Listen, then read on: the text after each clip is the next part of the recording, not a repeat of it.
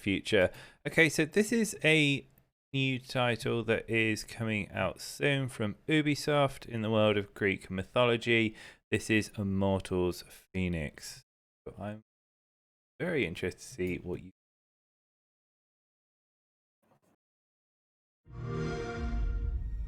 As the world crumbles, our divine powers sealed away. Even the gods need a hero.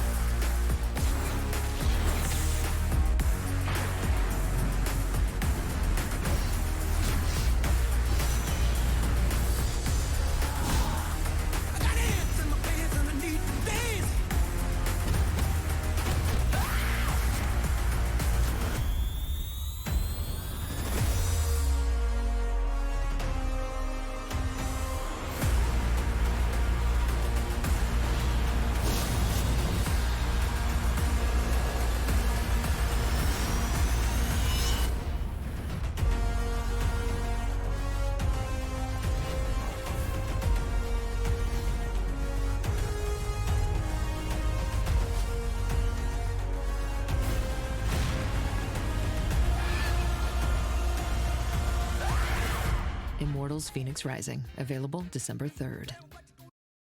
So, December 3rd, Immortals Fenyx Rising there. Another big open world, Breath of the Wild style themed game with a massive dose of Greek mythology there. So, I'll start with Mississippi Cap. Having the second Breath of the Wild kind of style game played this year, how do you feel about a third one? Does this one make an eyebrow twitch? Stop doing this to me. Stop doing this to me. For those who didn't know, this used to be called Gods and Monsters. So if y'all remember, I think it was like the Ubi Forward last year, where they announced this game, and it was like a new IP, and you just saw a much more cartoony and definitely male version of that male character, like walking up a hill, and a big ass monster shows up, and he beats the shit out of the big ass monster, and it was like a 30-second trailer. That was Gods and Monsters. This is where it is now. They changed the name because of potential lawsuit. Yeah, Monster Energy drink. How fucking stupid is that? But this is where it is now. Is this game? I like a lot about this. I do not like the choice of music for the trailer for the first like 90% of the trailer.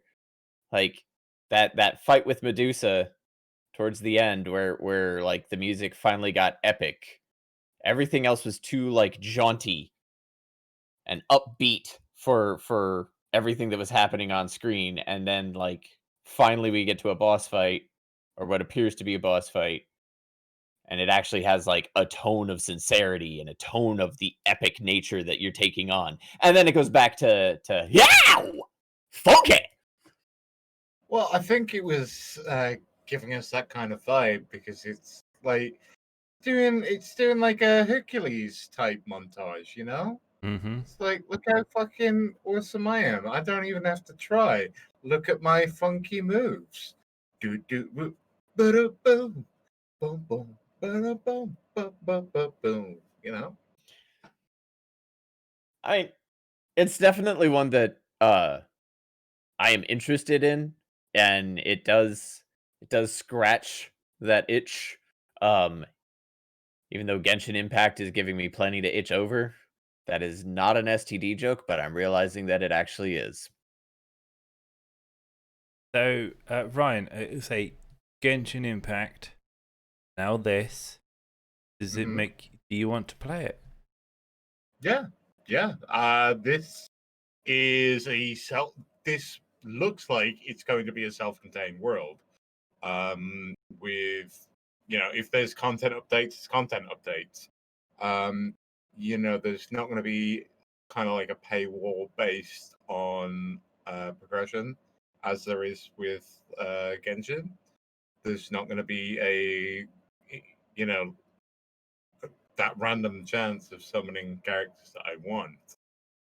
It's a similar style of game, but it's a different formula, right? Hmm. Yeah, So the two very like they're gonna feel like two very different experiences. it's Um, it, so I'd be happy to play both. it's probably gonna feel a whole lot more like Breath of the Wild. Like Genshin Impact feels like Breath of the Wild in very, very broad strokes, but very, very quickly stops feeling like Breath of the Wild. This is going to feel closer to a different paint job on Breath of the Wild, and I'm okay with that. If this is the kind of open world that Ubisoft wants us to do, and we're getting away from, claiming towers and bullshit and fighting enemy encampments, go for it, Ubi. Get your fucking head out of your ass and come up with a new idea for once. Dude, we're still gonna have to get towers. You know Don't you it's tell gonna me that. happen. Don't you tell me. Are I we? mean, Breath of the Wild had towers too, but at least they were more interesting than just being fucking signal towers. Uh-huh. So, so now, are we? What is it? Okay, about Breath of the Wild that makes all these other games so sellable based on it? Is it the engine, or the open world experience, or is it both? Like, what is the draw factor? Because stylistically, they are all very, very similar. Is that the piece? Is that the dot that So connects? I think the big piece on it is like we've had a ton of these huge open world experiences that are based in too much of a modicum of reality. With Assassin's Creed, with your Far Cries, with your Watch Dogs, you have these with even to a degree Metal Gear Solid 5, which was open world. So you have all these like huge open world expanses with stuff to do in them, but the fantasy of playing them is just like who your character is within the world. It's not really a fantasy per se.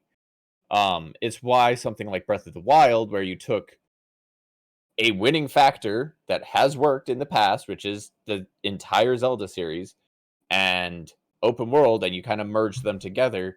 Um, I'd say PlayStation has been the boldest with this idea of open world games yet with Horizon Zero Dawn, because that was the most furthest from an understandable reality that we've really had. And this just takes it a step further, and it goes into the mythos. Um, it's some tried and true mythos, but it's a tried and true mythos that works in most media. So go for it. Well, thank you very, very much. Um, well, that's all we have time for in terms of game previews this week. But we can have a look at. Oh,